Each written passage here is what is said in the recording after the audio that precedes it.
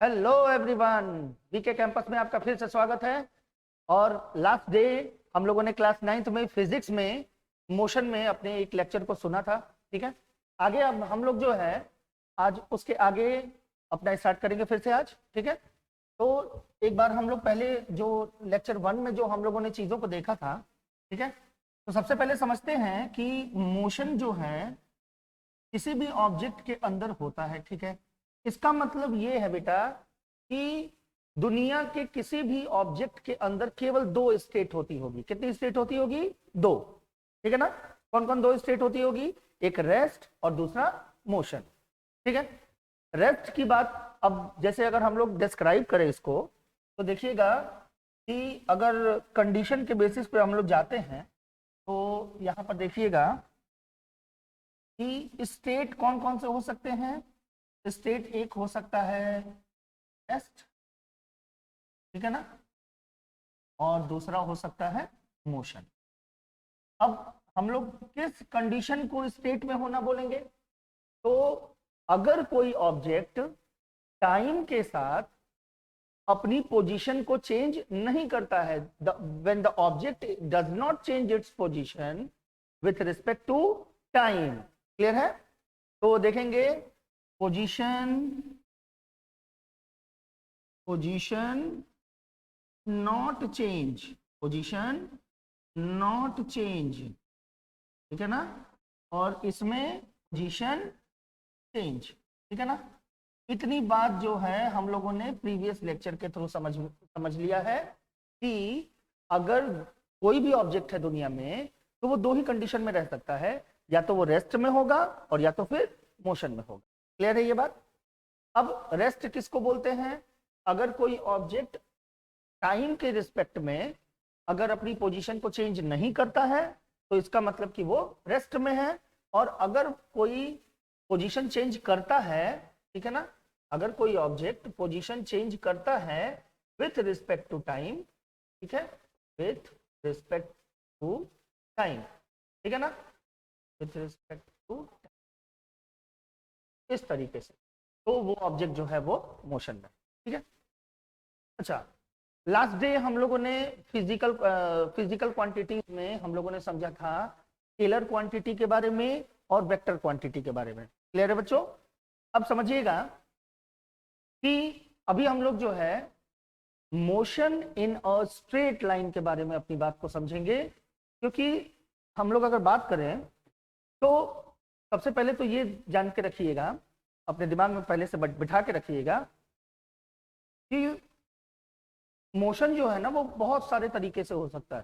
ठीक है ना, अगर आप अपनी जगह पे गोल गोल घूम रहे हैं वो भी एक मोशन है, किसी पॉइंट को सेंटर मान के उसके चारों तरफ घूम रहे हैं वो भी एक तरह का मोशन है, स्ट्रेट लाइन में ट्रेवल कर रहे हैं वो भी एक मोशन है। तो मोशन की बहुत सारी कंडीशन होती है। ठीक है ना, अब थोड़ा सा अपनी बात पर जरा सा थोड़ा सा इसके और डीप जाते हैं और समझते हैं ना कि सबसे पहले ये मोशन स्टार्ट कहाँ से करें, मोशन कहाँ से स्टार्ट करें। तो मोशन के लिए याद रखिएगा बच्चों कि मोशन के लिए एक फिक्स पॉइंट होता है। मोशन के लिए क्या क्या होता है? फिक्स पॉइंट होता है। ठीक है ना, अभी हम लोग उसी की बात करेंगे। ठीक है ना, और अपनी बात को आगे थोड़ा सा समझेंगे। ये आप लोगों को समझ में आ गया होगा? ठीक है ना, मैं इसको इरेज करता हूँ क्योंकि इरेज करना बहुत जरूरी है। ठीक है, ओके, तो हम लोग अपनी बात स्टार्ट करते हैं और आ जाते हैं जिसको हम लोग बोलेंगे रिफरेंस पॉइंट। क्या बोलेंगे हम लोग इसको? Reference point. अब ये रिफरेंस पॉइंट क्या है? ठीक है, ध्यान दीजिएगा। अगर कोई ऑब्जेक्ट टाइम के साथ अपनी पोजीशन को चेंज नहीं करे, ठीक है ना, अगर कोई ऑब्जेक्ट टाइम के साथ अपनी पोजीशन को चेंज नहीं करे तो इसका मतलब ये है बच्चों कि उसके बारे में, अब चूंकि हम लोग मोशन चैप्टर पढ़ रहे हैं तो रेस्ट के बारे में तो पढ़ने का कोई मतलब है नहीं। ठीक है, आ जाते हैं हम लोग मोशन में। तो मोशन के लिए सबसे ज्यादा जरूरी है रिफरेंस पॉइंट। कैसा रिफरेंस पॉइंट? अरे भाई, अगर मान लीजिए आपसे बोला जाए कि आपको यहां से और दिल्ली के लाल किले तक जाना है, ठीक है, तो अगर आपको फिक्स कर दिया जाए कि यहां से, मेरी बात पे गौर कीजिएगा, यहां से लाल किले तक जाना है, तो you have to fix point. What? To fix point between this and Lal Qila. Clear? लेकिन अगर आपसे बोल दिया जाए कि आपको आगरा का ताजमहल जाना है, ठीक है, कहां से जाना है ये पता ना हो, तो अगर ये पता नहीं रहेगा तो आप मोशन कर पाओगे? ये बताओ. ठीक है? या ये आपसे, जैसे कभी कभी घर पे क्या होता है ना कि मम्मी पापा या बड़े बड़े भाई या बड़ी दीदी आपसे गुस्सा होकर बोलते हैं कि यहां से जाओ. ठीक है? तो आप क्या बोलोगे? कहाँ जाऊं मैं? क्या बोलते हो आप? कहाँ जाऊं मैं? बताओ, मैं कहाँ जाऊं? तो बस वैसे ही सेम सिचुएशन है कि किसी भी तरह के मोशन के लिए बेटा आपको एक फिक्स रेफरेंस पॉइंट का होना बहुत जरूरी है. ठीक है ना? अब देखिए, रेफरेंस पॉइंट क्या होता है. तो रेफरेंस पॉइंट जो है ना, ये एक फिक्स पॉइंट होता है जो किसी लाइन पे, किसी प्लेन पे, ठीक है ना, किसी प्लेन पे या किसी स्फीयर पे. क्योंकि आपको ये बात हमेशा याद रखनी है कि आप कहाँ खड़े हो? अर्थ पे खड़े हो, और earth is in form of sphere. Okay? तो जो रेफरेंस पॉइंट की बात कर रहे हैं, रेफरेंस पॉइंट क्या होता है? फिक्स पॉइंट होता है. और ये फिक्स पॉइंट कहाँ होता है? किसी लाइन पे, अगर आप स्ट्रेट लाइन मोशन कर रहे हो, किसी प्लेन पे, क्योंकि अगर आप प्लेन पे मोशन कर रहे हो, किसी स्फीयर पे, क्योंकि आप अर्थ पे खड़े हो. क्लियर है इतना मेरी बात? अब समझिएगा, सबसे पहले एक मैक्सवेल नाम के साइंटिस्ट हुआ करते थे. ठीक है? मैक्सवेल जो थे, उन्होंने थ्योरी ऑफ रिलेटिविटी के बारे में उन्होंने अपनी बात की. ठीक है?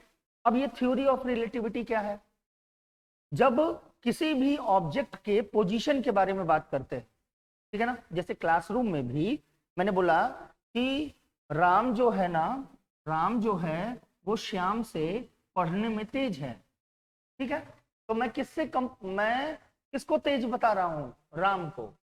किससे तेज बता रहा हूं? श्याम से तेज बता रहा हूं.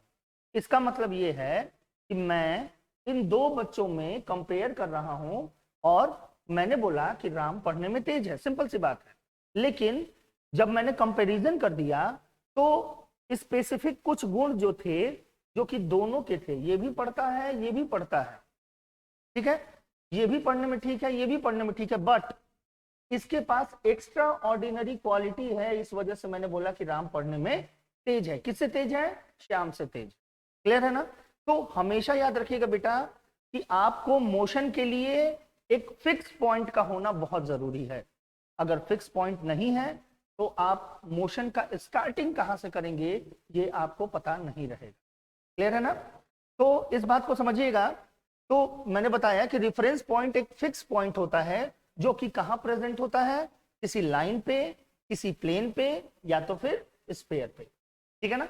अब ये सिचुएशन के हिसाब से हम लोग इसमें अपनी बातों को रखते हैं. जैसे मैंने आपको अपने पिछले लेक्चर में बताया था कि जैसे फैन चल रहा है, ठीक है, तो अगर फैन के स्पीड के बराबर अगर अपनी आंख को घुमाता हूं, ठीक है, तो मैं इसका जो फैन की जो डंडी होती है ना, जिसको डायना बोलते हैं, उसको मैं एकदम क्लियरली देख पाऊंगा. ठीक है? अगर मैं ऐसा नहीं कर पाया तो फिर मुझे फैन का वो जो डायना है, जो उसके पंख हैं, पंख बोलते हैं ना उसको, ओके, तो जो पंख है या जो डायना है, जो भी आप बोलो, वो हम नहीं देख सकते. क्लियर है ना बेटा? तो याद रखिएगा कि रेफरेंस पॉइंट का होना बहुत जरूरी है अगर आप मोशन कर रहे हैं तो. क्लियर? ओके, आते हैं अपनी बात समझते हैं फिर से आगे. अब देखिए, रेफरेंस पॉइंट अगर आप समझ जाते हैं तो आपको एक छोटी सी बात इसमें समझनी है कि सर, अगर मान लीजिए कि मैं स्ट्रेट लाइन में मोशन कर रहा हूं, ध्यान से समझिएगा, जो मैंने आपको अपने पिछले लेक्चर में डिस्टेंस और डिस्प्लेसमेंट की बात बताई थी. ठीक है ना? अब देखिएगा, ये मैंने बनाया एक सीधी सी लाइन. वैसे तो ये सीधी नहीं है, सीधा बनाने की कोशिश करता हूं.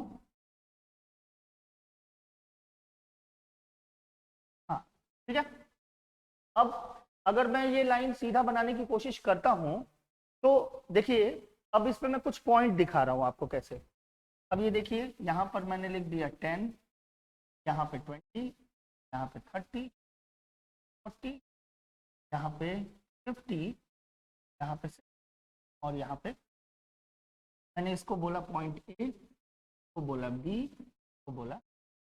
अब देखिए, मोशन इन स्ट्रेट लाइन को आप कैसे एक एग्जांपल से समझेंगे और पूरा का पूरा आपको एकदम समझ में आ जाएगा, ठीक है ना। कुछ भी नहीं है, मान के चलिए इस साइंस में जो फिजिक्स है ये टोटल आपकी अंडरस्टैंडिंग के ऊपर आपके डिपेंड करता है कि आप उसको कैसे समझते हैं। क्लियर है मेरी बात? ध्यान से देखिएगा।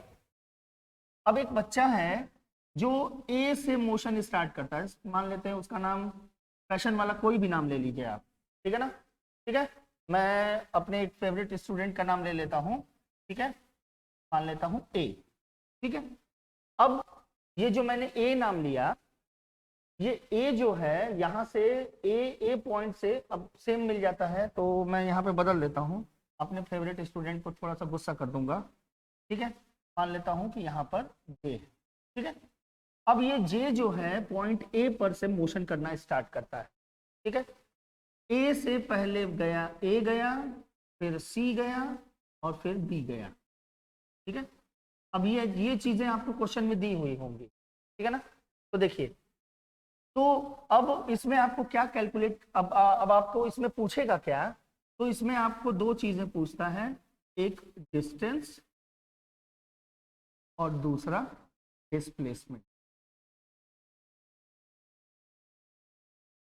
ठीक है। अब ध्यान से देखिएगा, जे जो है ए पॉइंट से अपनी जर्नी शुरू करता है, पहले ए से जाता है सी पे, सी के बाद जाता है बी पे, ठीक है। अब देखिए, ए पॉइंट पर 30 है, ठीक है। अब यहां से शुरू करता है, ए से जाता है सी पर, तो 30 से गया 70 पे, तो कितना डिस्टेंस ट्रेवल किया, 10, 20, 30, 40, ठीक है। तो अब यहां से यहां जाने में इसने 40, और ये सारा जो है ये मीटर में है, मीटर यूनिट, है ना। तो यहां से यहां तक 40 मीटर का डिस्टेंस ट्रेवल किया, और फिर वापस सी से किस पे आता है, बी पे, तो 40, और फिर उसके बाद यहाँ से 10, 50, और ये हो गया 60, तो ये यहाँ पर 20 मीटर का डिस्टेंस ट्रेवल, ठीक है। ए से सी तक जाने में 40 मीटर और सी से बी तक जाने में 20 मीटर, क्लियर है। अब देखिएगा, अब आपसे पूछेगा फर्स्ट क्वेश्चन कि अगर जे ने अपनी जर्नी ए से शुरू की, सी पे गया, सी के बाद बी पे गया, तो उसका टोटल डिस्टेंस ट्रेवल कितना था, या टोटल पाथ लेंथ कितना था। क्लियर है बच्चों? तो देखिएगा कैसे निकालेंगे। आंसर देना बहुत आसान है, ए से सी पे गया, 40 मीटर का डिस्टेंस ट्रेवल किया, और सी से फिर वापस बी पे गया, तो कितने मीटर का डिस्टेंस ट्रेवल किया, 20, तो टोटल डिस्टेंस क्या हो जाएगा आपका, 60 मीटर, ठीक है। तो ये तो हम जानते हैं, कल पिछली लेक्चर में हम लोगों ने देखा था कि डिस्टेंस का मतलब क्या होता है, path length covered by the object, यानी एक ऑब्जेक्ट अपनी जर्नी के दौरान जितना भी पाथ लेंथ कवर करता है उसको हम लोग क्या बोलते हैं, डिस्टेंस बोलते हैं। क्लियर है बच्चों? अब ध्यान से देखिएगा डिस्प्लेसमेंट के लिए। अब डिस्प्लेसमेंट जो होता है, जहां से उसने जर्नी शुरू किया, ठीक है, और लास्ट जो जर्नी हुई, मतलब जहां पर खत्म हुई, दोनों के बीच का जो डिस्टेंस होता है वही आपका, जो पाथ लेंथ होता है वही आपका डिस्प्लेसमेंट होता है। मेरी बात एक बार फिर से, जहां से जे ने जर्नी स्टार्ट की और जहां पर खत्म की, ठीक है, दोनों के बीच में जो पाथ लेंथ होता है उसको हम लोग क्या बोलते हैं, डिस्प्लेसमेंट। तो हमारा जो डिस्प्लेसमेंट हो जाएगा, देखिए ए से जर्नी शुरू की, ए से गया सी पे, सी से वापस आया बी पे, ठीक है ना। तो यहां से शुरू की और यहां पर आकर के खत्म कर दी। तो अब दोनों के बीच में देख लीजिए पाथ लेंथ कितना है, 1, 2, यानी डिस्प्लेसमेंट हो जाएगा E। क्लियर है बेटा? बहुत आसान है, और इन चीजों को समझना इन चीजों के बारे में कैलकुलेशन करना बहुत आसान है। केवल और केवल आपको जो है डिस्टेंस और डिस्प्लेसमेंट के जो बेसिक चीजें हैं उन्हीं को बस यहां पर रखना है। क्लियर है ना मेरी बात? ठीक है, तो आज के लिए इतना ही। हम लोग अपने नेक्स्ट वीडियो में मिलेंगे और यूनिफॉर्म और नॉन यूनिफॉर्म मोशन के बारे में अपनी बात करेंगे। तब तक वीडियो देखते रहिए, मस्ती करते रहिए। Thank you.